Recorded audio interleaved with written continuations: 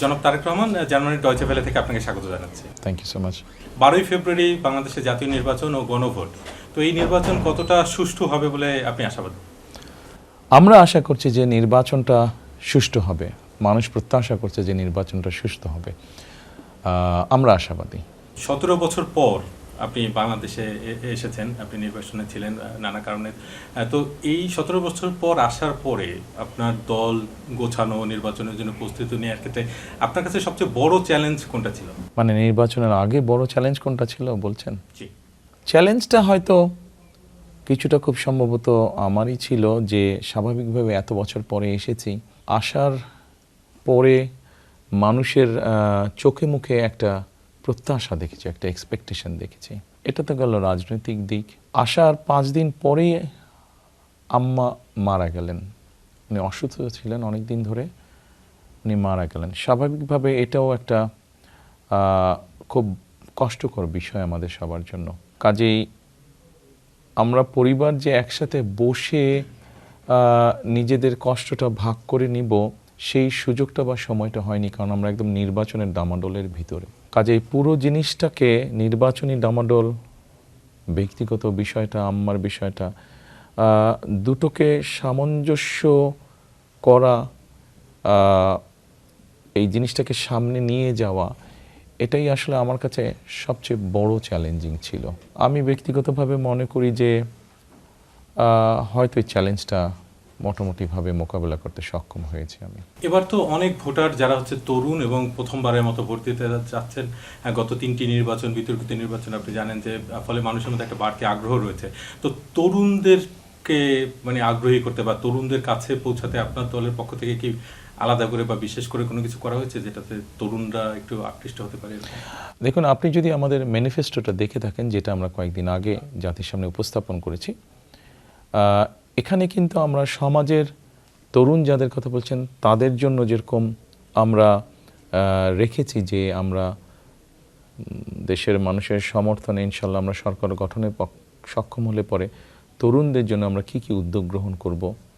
আমরা একইভাবে এখানে বয়স্ক যারা আছেন তাদের জন্য আমরা কি কি উদ্যোগ গ্রহণ করব। আমরা একই সাথে যারা দেশে 40 লক্ষ প্রতিবন্ধী আছে, আপনি যে তরুণদের কথা বলছেন, 4 কোটি 4.5 কোটির মতন তরুণ আছে, 40 লক্ষের মতন প্রতিবন্ধী আছে দেশে, তাদের জন্য আমরা কি উদ্যোগ গ্রহণ করব। একই সাথে আপনার বাংলাদেশের জনগোষ্ঠীর অর্ধেক নারী, এই নারীদেরকে এম্পাওয়ার্ড করার জন্য আমরা কি করব।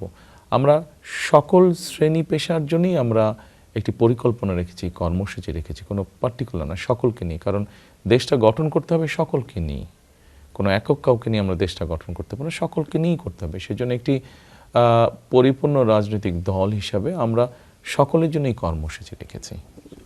জুলাই গণ অভ্যুত্থানের পর শেখ হাসিনা সরকারের পতন ঘটে এবং তারপর থেকে বাংলাদেশ এবং ভারতের মধ্যে সম্পর্কের ক্রমশ অবনতি হচ্ছে বলে বিশেষজ্ঞরা মত দিয়েছেন।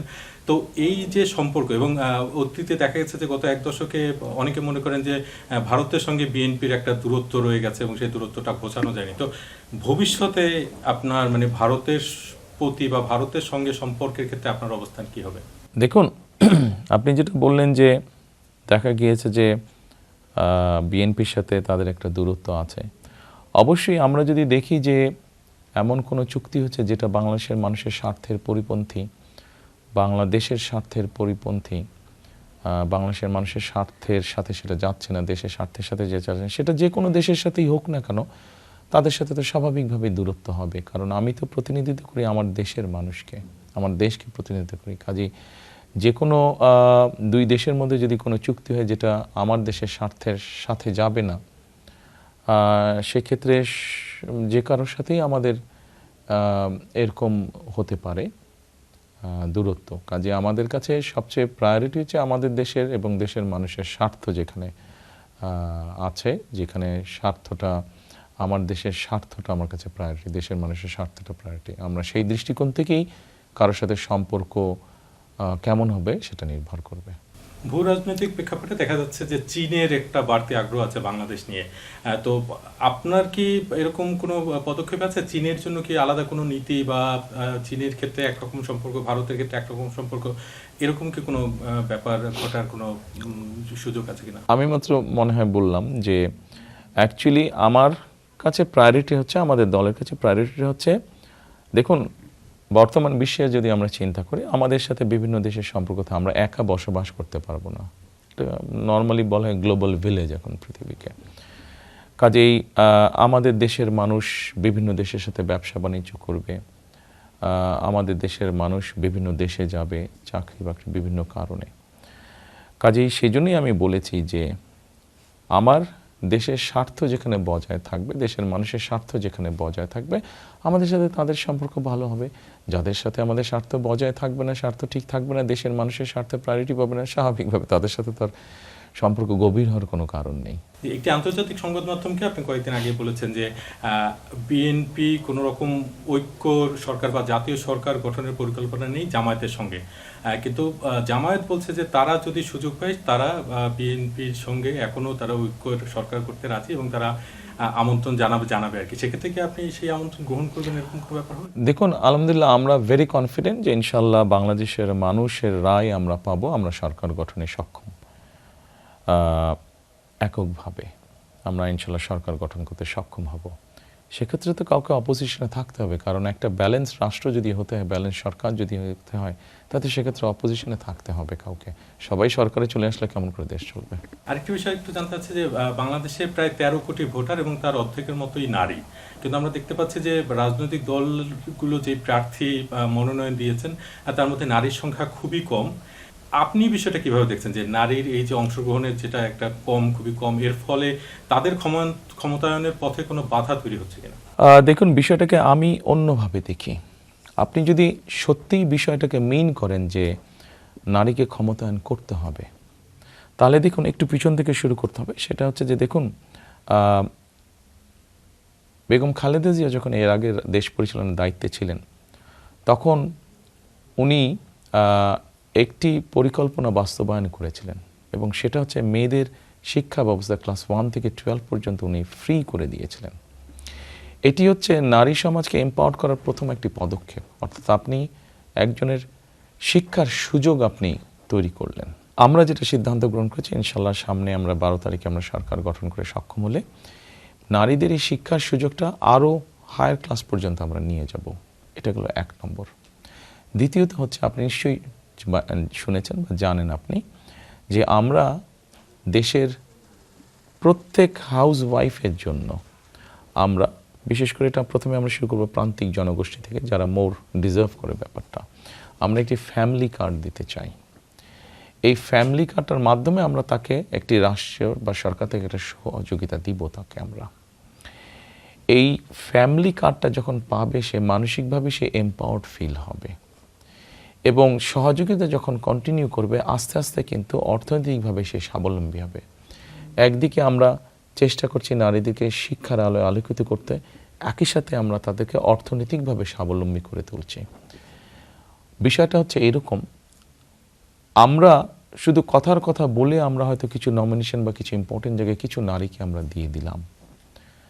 বাংলাদেশের জনসংখ্যার অর্ধেক নারী, কাজেই আপনি যদি সত্যিকার অর্থে এটাকে মেইন করেন, নারীদের এম্পাওয়ার্ড মেইন করেন, তাহলে বিষয়টাকে এভাবে নিয়ে আসতে হবে, তাদেরকে শিক্ষা এবং অর্থনৈতিকভাবে স্বাবলম্বী করতে হবে, সো দ্যাট সে তাকে নিজেই যোগ্যভাবে যে গড়ে তুলতে পারবে সেই সুযোগটা আপনি তৈরি করে দিতে পারছেন। তাহলে কিন্তু কেউ যদি শুধুমাত্র রাজনীতি করার অর্থে কথাটা বলে থাকে, তাহলে তারা হয়তো কিছু সংখ্যক নারীকে কিছু নমিনেশন বা কিছু ইম্পর্টেন্ট জায়গায় তাদেরকে অ্যাপয়েন্ট করবে, কিন্তু আমাদের লক্ষ্য উদ্দেশ্য সেটা না। আমরা যেহেতু সত্যিকারভাবে চাইছি, সেই জন্যই আমরা চাইছি শিক্ষার পাশাপাশি নারীকে অর্থনৈতিকভাবে স্বাবলম্বী করে তুলতে।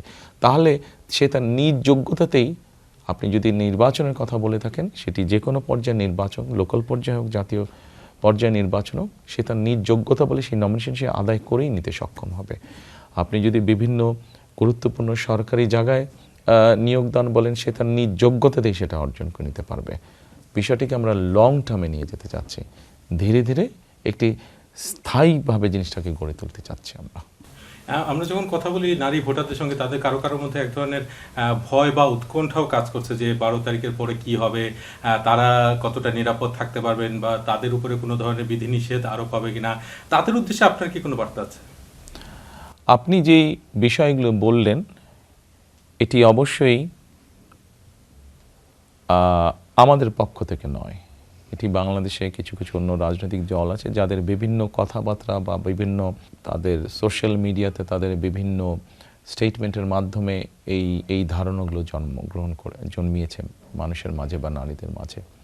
আমরা সবসময় বলেছি, একটু আগে আপনি আমাকে যেটা জিজ্ঞেস করলেন, আমরা সবসময় নারীদের এম্পাওয়ারমেন্টের জন্য কথা বলেছি। কারণ আমরা যেই পরিকল্পনায় নেই না কেন, যখন দেশের অর্ধেক জনগোষ্ঠী নারী হয়ে থাকেন, তাদেরকে তো আলাদা রেখে আমরা দেশকে সামনে নিতে পারবো না, আমাদেরকে সকলকে নিয়ে নিতে হবে। সেই জন্যই আমরা তাদের শিক্ষার আরও এমন ব্যবস্থা করতে চাইছি যাতে তারা আরও উচ্চশিক্ষা লাভ করতে পারে সহজে। আমরা এমন ব্যবস্থা করতে চাইছি যাতে তারা অর্থনৈতিকভাবে স্বাবলম্বী হতে পারে, অর্থাৎ তাদের কনফিডেন্সটা আমরা আরও স্ট্রং করতে চাইছি, তাদের আত্মবিশ্বাসটা আমরা দৃঢ় করতে চাইছি। এবং সেজন্যই শুধু তাই নয়, আমরা এর মধ্যে বলেছি যে আমরা দেশে সরকার গঠন করতে সক্ষম হলে আমরা দেশে এমন শিল্পও নিয়ে আসতে চাইছি যেখানে নারীরাদের কর্মসংস্থানে বেশি হবে। সে সকল কর্মস্থানে নারীরা যাতে স্বাচ্ছন্দ্যে কাজ করতে পারেন সেই জন্য ডে কেয়ার সেন্টার সহ অন্যান্য বিষয়গুলো আমরা নিশ্চিত করার চেষ্টা করব আমাদের পরিকল্পনার মধ্যে।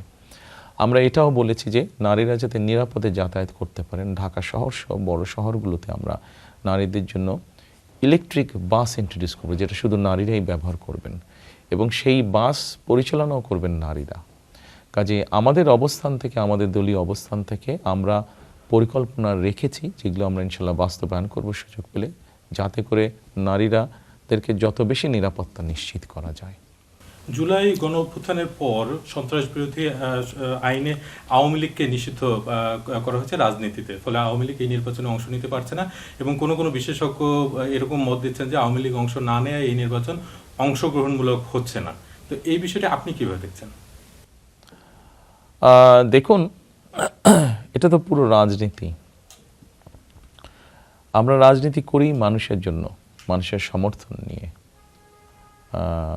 মানুষের কাছে নিজেদের গ্রহণযোগ্যতা নিয়ে রাজনীতি করি। কাজেই আমি মনে করি রাজনীতিতে মানুষ যাকে গ্রহণ করবে তাকে কেউ ঠেকিয়ে রাখতে পারবে না, আর যাকে মানুষ গ্রহণ করবে না যত শক্তিই থাকুক না কেন, শক্তি প্রয়োগ করে সে ধরে রাখতে পারে না কিছু। 5ই আগস্ট যার উদাহরণ। সর্বশেষ প্রশ্ন আপনার কাছে, যে আপনি দুর্নীতি দমনের যে উদ্যোগের কথা বলছেন এবং আপনার ম্যানিফেস্টোতে সেটা রয়েছে, ইশতেহারে রয়েছে, কিন্তু টিআইবি এবং একাধিক সংগঠন নানা রকম পরিসংখ্যান দিচ্ছে এবং তাতে দেখা যাচ্ছে যে বিএনপির বেশ কয়েকজন প্রার্থী ঋণ খেলাপি, তারা আদালতের আদেশ নিয়ে, স্থগিতাদেশ নিয়ে তারপরে নির্বাচনে অংশ নিচ্ছেন এবং অনেকে আছেন যারা ঋণগ্রস্ত। তো এই যে যারা প্রার্থী যারা রয়েছেন তাদের কারণে আপনার যে দুর্নীতি দমনের যে উদ্যোগ, সেই উদ্যোগ বাধাগ্রস্ত হতে পারে কিনা? বা না, বিষয়টি দুটো ভিন্ন জিনিস। একটু হচ্ছে দুর্নীতি, একটু হচ্ছে ঋণগ্রস্ত বা তারা ব্যাংক ডিফল্ট। দেখুন, আমাদের 60 লক্ষ নেতাকর্মীর নামে বিগত স্বৈরাচার সরকার কেস দিয়েছিল।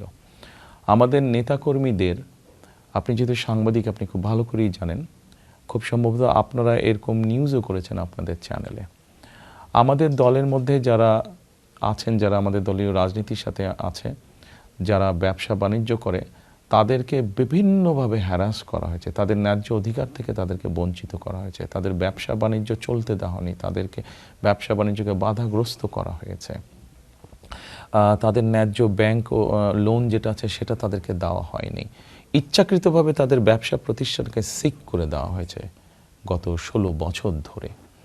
কাজেই এরকম একটি অবস্থার মধ্যে আমাদের লোকজন, আমাদের ব্যবসায়ীরা, আমাদের নেতাকর্মীরা যারা ব্যবসা বাণিজ্য করতেন, তাদের জন্য তো এরকম ডিফল্ট হওয়াটা খুব স্বাভাবিক ব্যাপার, খুব স্বাভাবিক ব্যাপার। তারা যে ইচ্ছাকৃতভাবে হয়েছেন নট দ্যাট, তারা স্বাভাবিক ব্যাপার, তাদেরকে জোর করে ডিফল্ট করানো হয়েছে। জুলাই গণঅভ্যুত্থানে বিএনপির অনেক নেতাকর্মী হতাহত হয়েছেন বলে আপনার দল, হ্যাঁ, আমাদের প্রায় 450-র মতন নেতাকর্মী, আমরা শুধু জুলাই আগস্টেই হারিয়েছি তাদেরকে। এবং গত 15-16 বছরে গুম খুনেরও শিকার হয়েছে, গুম 700-র মতন নেতাকর্মী আমাদের গুম হয়েছে। এই যে যারা যে ভুক্তভোগী, তাদের পরিবারকে বা তাদের বিচার নিশ্চিত করার জন্য আপনার কোনো পরিকল্পনা আছে কিনা? অবশ্যই আমাদের পরিকল্পনা আছে, কারণ আমাদের নেতাকর্মীরা যেরকম গুম খুনের শিকার হয়েছে, অন্য অন্য গণতান্ত্রিক রাজনৈতিক দল যারা আমাদের সাথে আন্দোলন সংগ্রামে ছিল তারা গুম খুনের শিকার হয়েছে, হয়তো সংখ্যা কম বেশি হবে। এমনকি অনেক মানুষ আছেন যারা রাজনীতির সাথে জড়িত না, কিন্তু তারা অত্যাচার নির্যাতনের শিকার হয়েছে, গুম খুনের শিকার হয়েছে। এটি একটি অন্যায় ব্যাপার। একটি সিভিলাইজ দেশে মানুষ গুম হয়ে যাবে, সিভিলাইজ দেশে মানুষ খুন হয়ে যাবে, কিন্তু তার কোনো বিচার হবে না, এটি তো হতে পারে না। কাজেই দেশের আইন অনুযায়ী অবশ্যই প্রত্যেকটা মানুষ, কারোর সাথে যদি অন্যায় হয়ে থাকে তার বিচার পাবার অধিকার আছে। কাজে আইনগত প্রক্রিয়া হিসেবেই এটি তার বিচার সে পাবে অবশ্যই। আপনাকে অসংখ্য ধন্যবাদ ডয়চে ভেলেকে এই সাক্ষাৎকারে। Thank you so much. আপনাকে অনেক ধন্যবাদ আমাকে এই কথা বলার সুযোগ করে দেওয়ার জন্য।